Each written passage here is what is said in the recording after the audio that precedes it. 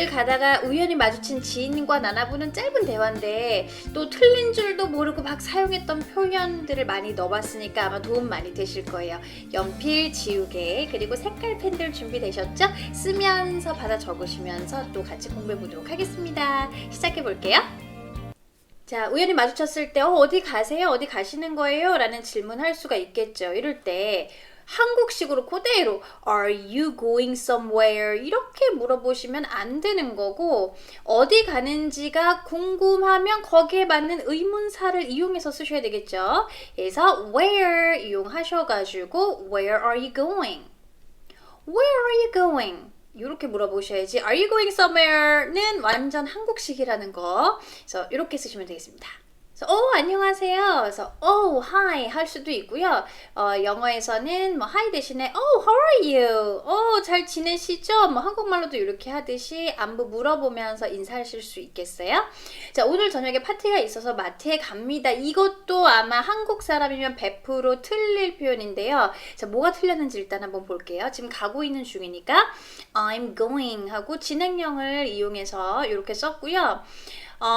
이거 마트에 간다. 마트가 이게 콩글리시예요. 그래서 mart 이렇게 쓰지 않으시고 그냥 store 이라고 하시면 돼요. 그래서 I'm going to the store. 동네에 같이 뭐 살고 있다면 어느 가게 가는지 뻔히 뭐 아는 걸로 봐서 더 하고 이렇게 썼고요. 오늘 저녁에 있을 파티를 위해 갑니다. 라고 해서 일단은 우리 이거 제가 몇 번을 말씀을 드렸는데요. 이렇게 시간을 나타내는 단위 앞에 데세나, 넥세트나, 에버리나, 뭐 대시나 뭐 이런 것들이 나오게 되면 이거 자체가 부사가 되기 때문에 부사라는 거는 전치사의 도움 없이 그냥 문장에 붙이는 거거든요. This evening 하면 오늘 밤에 라는 뜻이 저절로 되니까 오히려 쓰시면 안 되고요. 이게 뭐가 잘못됐지? For a party this evening. 오늘 저녁에 있는 파티가 되는데 이 원어민들은 굉장히 정확하게 표현을 해주셔야 돼요.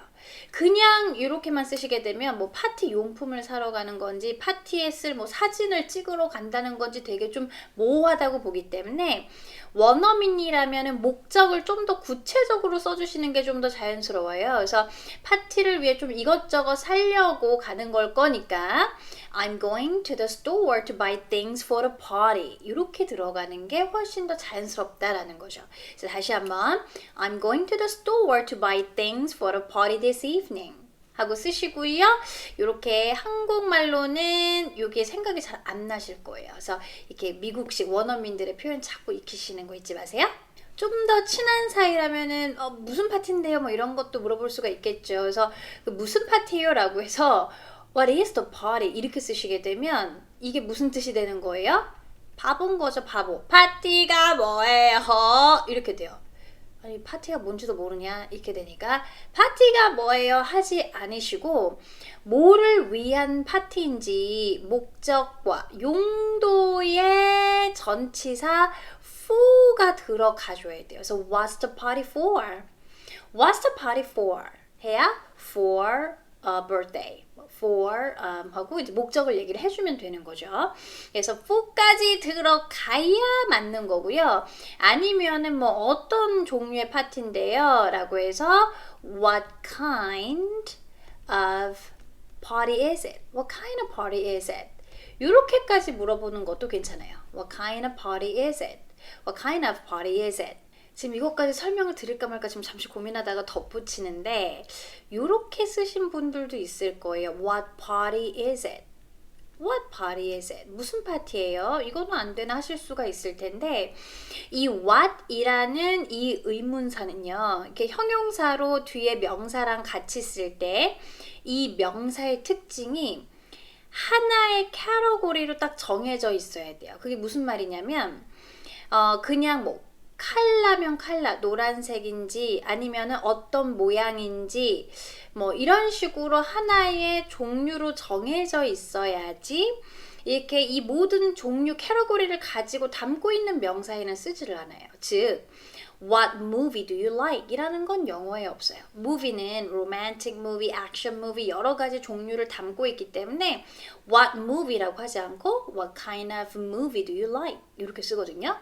music, 뭐 음악도 마찬가지죠. classical music, rock music 뭐 여러 가지 있잖아요.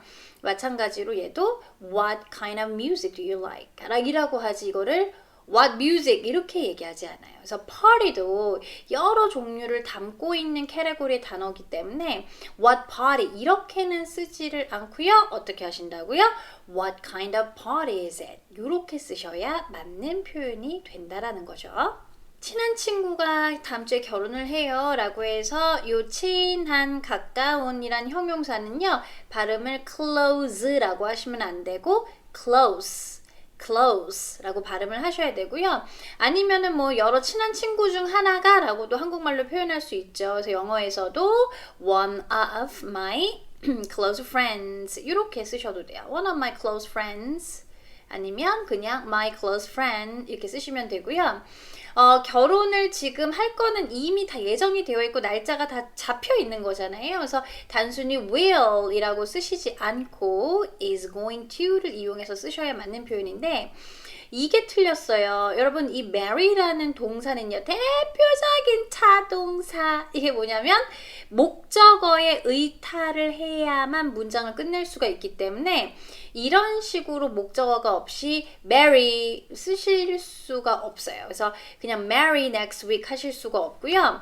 요거랑 의미가 똑같은 게 get married 라는 표현이 있거든요. 의미가 똑같은데 장점은 뒤에 누구랑 결혼하는지를 굳이 얘기해 줄 필요가 없어요. marry someone. 그래서 marry는 반드시 누구랑 결혼해야 되는지 얘기를 해야 되기 때문에 길 가다가 만난 이웃한테 제 친구가 요 건너에 그 의사 있잖아요. 결혼하잖아요. 뭐 이런 식으로 얘기할 필요 없는 거잖아요. 그냥 get married 하시면 되겠고요. 마찬가지로 좀 전에 설명드렸듯이 시간의 단위 앞에 next 이런 단어 나오면 요거 자체가 부사가 되기 때문에 전치사 쓰지 않습니다. is going to라고 안 하고 gonna라고 하는 게 이게 그냥 발음으로는 gonna 하고 하는데 혹시 여러분들이 이제 글을 쓰게 될 때 뭐 친구한테 문자 정도가 아니라 정말 글을 쓸 때에는 is gonna 이렇게 쓰시면 정말 발음하는 대로 쓰는 게 되기 때문에 좀 어색해요. 그래서 그냥 writing은 is going to 하시고 발음하실 때에는 is gonna라고 하시면 되죠. 뭐 이런 좋은 소식 들으면 좋으시겠어요 라는 이제 추측을 하죠. 근데 will은 정말로 100% 그럴 거라는 확신을 가지고 얘기하는 거라 기쁠 거야 이런 뜻이 되고요. 어떤 합당한 근거에 따른 추측을 우리가 얘기를 할 때에는 must를 제일 많이 쓰죠. 그래서 you must be 라고 쓰셔야 하고요. happy보다는 이제 친구 뭐가 결혼한 거는 그냥 excited 정도가 좋을 것 같아요. 그래서 you must be excited. You must be excited. 사람이 그 감정을 느끼려면 당해야 하는 거니까 수동의 형태로 쓰십니다. 근데 서둘러야 하시겠어요? 그래서 you should 하면은요. should는 해도 되고 안 해도 되는 건데 지금 안 서두르면은 쇼핑 못 할 수 있거든요. 이렇게 불이익이 잠재가 되고 반드시 해야 되는 것은 should보다는 have to나 must를 이용해서 쓰시면 돼요. 이제 구어체에서는 have to를 좀 더 많이 쓰고요. 이제 must를 쓰시게 되면 어감이 좀 더 강한 이런 뉘앙스도 살릴 수가 있어요. 그래서 you have to 정도 쓰시면 될 것 같고요. hurry up 이렇게 쓰죠. 근데 이 뒤에다가 eat up hurry up 막 이렇게 up을 붙이게 되면 이게 약간 이제 강조를 하는 부사인데요. 상대방한테 이렇게 그냥 문장 안에서 얘기하는 게 아니라 보통 다그치는 뉘앙스를 이렇게 만들 때 써요. 그래서 hey everyone hurry up hurry up 막 이렇게 다그칠 때 쓰는 거지 서두르셔야 돼요 라고 할 때는 오히려 어색하니까 그냥 but you have to hurry but you have to hurry 이렇게 쓰시는 게 훨씬 더 자연스럽고 부드러운 어감이 되겠어요. 좋은 정보를 알려주네요. 자, 마트가 7시에 문을 닫는다라고 해서 will이나 is going to 미래 일이잖아 라고 생각해서 쓰실 수가 있을 텐데 이렇게 7시에 문을 닫는다는 거는 이미 이렇게 짜여진 일정이잖아요. 이미 그 전부터 스케줄에 다 짜여서 나온 거잖아요.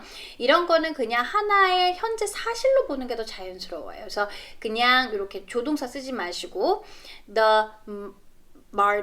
마트라고 하려고 그랬는데 마크라고 잘못 썼네. 그리고 또 콩글리시라고 그랬죠. 영어에서는 store이라고 하시고요. 그냥 the store 하시고 그냥 현재 단순 시제를 이용해서 쓰시면 되는데 7시에 어떤 행동을 하는 거예요? 문을 확 닫는 거죠. 그래서 여기다가 문을 확 닫는 동작인 close, 동사로 닫다라고 할 때는 z로 발음하셔야 됩니다. The store closes at 7 o'clock today. The store closes at 7 o'clock today 해서 현재 단순 시제를 이렇게 쓰시면 되고요. closed라고 해가지고 이렇게 닫힌이라는 형용사를 쓰시게 되면 닫힌 상태를 얘기하는 거기 때문에 비동사와 함께 쓰시면서 언제까지 닫혀 있는지 보통 until을 쓰셔야 돼요. 그래서 그 가게 뭐 9시까지는 문을 열지 않는다. 그래서 the store is closed until 9 o'clock 하면 9시까지는 계속 문을 닫는 상태를 유지하는 거죠. 그래서 왜 여러분 가게 가면 거기 왜 팻말에 close라고 안 써있고 closed라고 써있는 거는 닫혀있는 상태다. 지금 영업을 안 하고 있는 상태라는 걸 얘기를 하는 거죠. 자, 그러면 열린이라는 의미의 형용사 open은 마찬가지로 얘도 7시까지 문 열어요 라고 해서 저녁 7시까지 문을 연다 이렇게 표현하시는 것도 괜찮아요. 7시에 문을 닫는 게 7시까지만 연다는 뜻이기 때문에 The store is open until 7 o'clock today 이렇게 하셔도 괜찮은 거예요. 그래서 둘 중에 하나로 쓰시면 되고요. 다만 얘도 문을 여는 행위 opens 하면 거기 아침 7시에 문 열어, 아침 9시에 문 열어 라고 해서 몇 시에 문을 여는 동작을 하는지를 쓰시는 거죠. 오, 이거 은근히 헷갈린다고? 저 은근히 헷갈려요. 그럼 이거 해볼까요? 야, 도서관 몇 시에 문 여냐? 도서관 아침 8시에 문 열어 라고 뭐라고 하셔야 돼요? The library, 문 여는 동작을 하는 거니까 opens at 9 o'clock 이렇게 하시는 거죠. 야, 그 도서관 언제까지 해? 야, 저녁 10시까지 문 열고 있어. 저녁 10시까지 해. The library is open until 10 o'clock. 이렇게 되는 거죠. 10시까지 문을 열고 있는 상태가 되는 거죠. 그래서 가게 팻말에 보면 closed라고 써 있는데 열고 있다, 영업 중은 또 open이라는 형용사를 써요. 그래서 이렇게 형용사 모양의 차이까지 알고 계시면 완벽하겠습니다. 한국 사람들이 정말 많이 틀리는 표현이에요, 여러분. 자, 뭐 really 뭐 이런 거 넣을 수 있겠죠. 정말요, 알려주셔서 감사합니다 이렇게 할 수 있겠죠. 이렇게 고마운 거나 미안한 그 원인은 이렇게 해줘서 고마워요 할 때는 for 하고 뒤에 동명사 쓰시는 거 다 아실 텐데 여러분 많이 쓰는 표현일수록 완전히 그 굳어졌다라는 거. 그래서 저희 상식으로는 그거 알려주셔서 감사해요 라고 해서 telling me that 하고 쓰고 싶지만 원어민들이요 버릇이에요. 그냥 thank you for telling me 까지만 써요. 알려주셔서 감사해요. Thank you for telling me. 그래서 워낙 많이 이렇게 쓰이는 표현일수록 굳어졌으니까 여기까지만 이렇게 쓰시고요. 요거 말고 letting me know 라는 걸로 쓰신 분들 분명히 있을 거예요. 알려주다 할 때 이 let me know는요 보통 변경사항을 알려줄 때 많이 써요. 그래서 일단 약속을 2시에 만나는 걸로 하고 야, 혹시 무슨 일 생기면 알려줘. Let me know if something comes up. Let me know if something comes up. 이런 식으로요. 이렇게 어떤 변경사항이 있을 때 let me know, let you know를 쓰는 거고 그게 아니라 그냥 정보를 주는 거는 tell이라는 동사를 쓰셔야 하고요. tell은 항상 누구한테 알려주는지 사람을 뒤에 데리고 온다는 것까지 이렇게 잘 생각하시면 되겠고요. 아주 중요한 포인트에서 정말 많이 틀리시거든요. 자, 그런데 또 봬요 라는 것도 우리가 뭐 see you later도 있고 see you soon, see you again 뭐 이런 거 많이 들으셔갖고 막 걸리는 대로 막 쓰시는데 이것도 의미에 맞게 쓰셔야 돼요. 정말 다시 뭐 볼 거면은 again. 좀 이따가 진짜 곧 볼 거면은 see you soon. 이따가 점심 먹고 회사 가서 또 볼 거면은 see you later. 전부 다 그 의미에 합당하게 써야 돼요. 그래서 동료끼리 이제 밥 먹다가 이제 커피 마시면서 잠깐 길에서 만났어요. See you later, see you soon 할 수 있겠지만 이런 동네에 사는 지인은요, 오늘 볼지 내일 볼지 일주일 뒤에 볼지 한 달 뒤에 볼지 모르잖아요. 뭐 이래저래 뭐 다니다가 또 봬요 라고 할 때는 돌아다니는 그림의 부사 around 원의 그림으로 여기저기 막 쏟아내는 거죠. See you around 하고 쓰셔야 오다 가다 봬요 이런 뜻이 되는 거고요. 정확하게 만날 시간을 정했어요. 야 그러면 2시에 보는 거야.